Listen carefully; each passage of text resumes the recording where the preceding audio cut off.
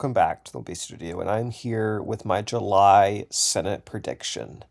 So, overall, not much has really changed, although a few of my margins have changed for a couple of these races, but as I said before, I think the governor's races are really where like the juicy stuff is at. I know that the Senate races are more important because Democrats are trying to retake control of the Senate. But I don't know, a lot of these races just to me aren't super exciting. They just feel pretty locked in, a lot of them. I mean, there's really only four states that I think are really even somewhat competitive. A couple of them are definitely competitive. But let's go ahead and jump right in. So we'll start off with our safe states. I'm going to throw Oregon, Colorado, New Mexico, Illinois, Delaware, New Jersey, Rhode Island, Massachusetts, and Virginia. Mark Warner, I think, will win there by over 15. And then for the Republicans, we have Idaho, Wyoming, South Dakota, Oklahoma, Arkansas, Louisiana, Alabama, Tennessee, Kentucky, and West Virginia. So, covering a few of these really quick. In my last prediction, I had Montana as a likely red state, and this was assuming that the Democrat would drop out of the race, and it would be a 1v1 between Kurt Alm and Seth Bonnar, the independent running. We can go look here real quick. But that's not the case. The Democratic nominee, Alani Bankhead, is now saying that she's staying in the race and said Bonnar needs to drop out. So there's some controversy there. But what I do know is that if both Bankhead and Bonnar stay in the race, this will just be a landslide victory for Almy because they're going to split the vote. So they need to figure out who is going to drop out, and I think it should be Bankhead. I think Bonnar would have the better shot. He's an independent, and especially considering how red Montana is, it's a Trump plus 20 state. It's not overly red. It's not as red as some of these other states that I'm going to be talking about, but if both of them stay in, then this is just going to be a huge victory for Kurt Alme. So I'm going to go ahead and say, considering there's been no decision made yet, and say that this is going to be over 15. And then as far as there's several likely red states in here that I think are going to be in between 7 to 10 points, and those are Kansas, Mississippi, South Carolina, and Florida. I think all four of these will be decided anywhere between 7 and 10. Nothing, I mean, I don't really have any other notes to say about these. If there's any interesting updates in the races in subsequent months, I'll definitely point them out. But these races are kind of static. They're not the most competitive, so they're just not being talked about the most. Although Florida is, I will talk about Florida for a second. Not saying that it's gonna be competitive, but there is an interesting case going on here. The election polling is not terrible for Alexander Vindman. I mean, he's down 7 in this poll, but it is a Republican-leaning poll. This has it as a 3-point race, but it's a Democratic internal. He's leading in a poll, so the polling's not terrible for him, and that's pretty impressive considering Florida's a R plus 13 state. But I still think he'll ultimately lose by like 8 points. I think all of these will probably be under 10-point wins for the Republicans, but I don't think it's going to be some impressive victory. I think they're all going to be rather close. And I'm going to look at Nebraska real quick, too. I don't really think much has changed here.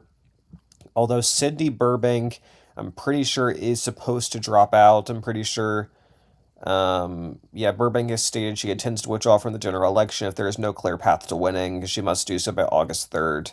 So, and I think she probably will. I don't think it's going to be a Montana situation. I think it'll end up being a 1v1 between Osborne and Ricketts. And so far, it's only really, all these are Democratic Eternals, and they have this as like a 1-point race or Osborne leading, and I just don't see him winning this as of right now. I just don't see it. Nebraska is too red of a state. I mean, Osborne only lost by almost 7 in 2024, so it's definitely possible that he could narrow up the margin a bit, and I do think he'll narrow it up a bit. I think he'll ultimately lose by about 5 to 6. I think Ricketts will prevail. He's a stronger candidate than Deb Fisher, and Montana is a what? It's an R plus 20 state, so Yeah, I don't think Osborne's going to be able to pull it off, but I think he'll narrow up the margin by like 1 or 2 points. I don't. I think he'll keep Ricketts um, below 10 for sure, probably about 5 to 6. So there's only a couple likely blue states. We'll do Minnesota and New Hampshire. I think both. I think both of these will be decided by about 10. Maybe a little under for New Hampshire and maybe a little over for Minnesota. Um, so yeah, I think these are states are pretty locked in for the Democrats. So that leaves us with I'd say the eight more competitive states. Two of these I wouldn't say are super competitive. We'll go ahead and get them out of the way, and they're going to be North Carolina and Georgia. My ratings here have not changed. I think these will go by anywhere between 5 to 8 points for both Cooper and Ossoff. I think they'll both win about the same margin. Um, Cooper, I think Ossoff actually might win by a bit more, and maybe my just that's just my opinion. I'll check the polling real quick. Um, yeah, Cooper's up by almost 9 on average here. Although this poll here has Watley doing a little bit better. The New York Times poll, he's actually reaching 40%, which he has struggled to do in a lot of these polls. So, though I don't think Cooper will win by like 10 or something. I think he'll probably win by about 5 to 8. If we look at the Georgia polls, Ossoff's up here by about 6. I think he might do a point or two better. We'll have to wait and see, but I think these states are pretty locked in for the Democrats. I don't think the Republicans really have a shot in either of these two states, which does bode well for 2028 for the presidential contest. I think Georgia is a pretty easy flip for the Democrats, especially if Keisha Lance Bottoms wins her governor's race. Then I could definitely see Georgia going blue, and I think North Carolina has a decent shot at going blue with Roy Cooper winning. We'll have to wait and see, though. So these six are really the more competitive ones. They're going to be decided by under 5. And we're going to start off with the state of Iowa, which the polling here, Josh Turk is keeping his own. He's got 50% in this poll, which is pretty good. He's definitely holding his own here, and I mean the average, only one polling average here shows Hinton up by a little under a point, but it's an R plus 13 state. Hinson's actually a decent candidate. She's overperformed in her district elections, so I still think she'll ultimately win, but it might be a little closer. I think my last prediction I had her winning by 3 to 4. I think she'll probably win by about 2 to 2.5. I think Turek definitely has a shot here. I would not count him out. I think this is a state to definitely keep an eye on. It could be a shocker flip um, come election night, but we'll go ahead and say Henson will still win here, considering the polling, while it's better for Turek, it's not great for Turek. Like, there hasn't been a whole lot of polling done here, but granted, it's only been a month since the primaries were held. Um, and, this is like an R-rated poll that has her up. But yeah, we'll see. I'm definitely curious about this race. It's definitely one that I'm curious about. I don't think it will ultimately go to Turek, but I definitely think it could. So next, we'll go to the state of Texas, and there hasn't been a whole lot of updates here. Talarico has a 0.1% lead in the polling averages, and he's another one he's holding his own, but you notice he hasn't led by 50% in any of these polls, where even Turek was able to lead by 50% in a poll. So it's not great for Talarico, especially because the race still is pretty close in a lot of these polls. Like, this is like a 2 point. There's a tie right here. Paxton's also leading in several. And I ultimately think that, like, the undecideds, like you see here, I think they will ultimately go to Paxton. I think they will. I think Talarico definitely has a shot to win, just like Turek. In fact, I think Texas is going to be a little bit closer than Iowa. I think Texas will only be decided by about 1.5. We'll go there. I think Paxton will win by about 1.5. Which, if we look at Ted Cruz's margin in 2018, he won by about 2.5. So I think Tallarico will do a point better than O'Rourke or so, but he'll ultimately still come short, just like Turek. I think these two states are definitely ones to keep an eye on, but they're both R plus 13 states. They're both deep red states too. It's just going to be super hard for them to get wins here. Now, if we look at the state of Alaska, which I know is another R plus 13 state. And to my knowledge, Patola finally is down in a poll, considering she's been up in every single poll since she's entered the race, which is a pretty impressive streak right here. But she finally lost in a poll. But even though she lost in a poll, it's not like Dan Sullivan's reached 50% at all, where Patola has. So that's something to keep in mind. I'm not too concerned about this one singular poll. It looks more like an outlier, and it's a smaller sample size too than a lot of these where Patola was leading by some of these closer to 2 grand people who polled here.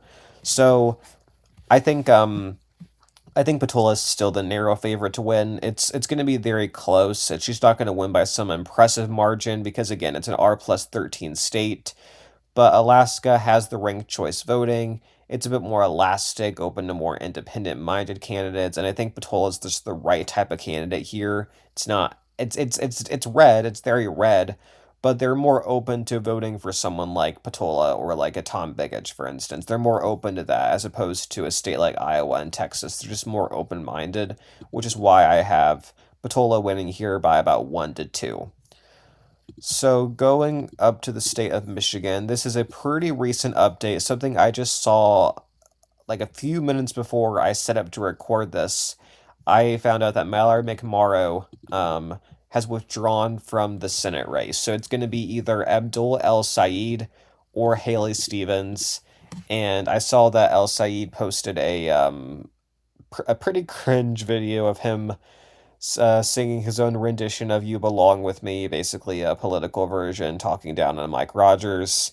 I don't know how much that's going to resonate with undecided voters, especially ones that are just kind of on the fence about voting for him because of his super left wing policies. I just don't know how well that will do in the state of Michigan. It's the same with Francisca Hong, who's running for the governor of Wisconsin. I think she could win the primary.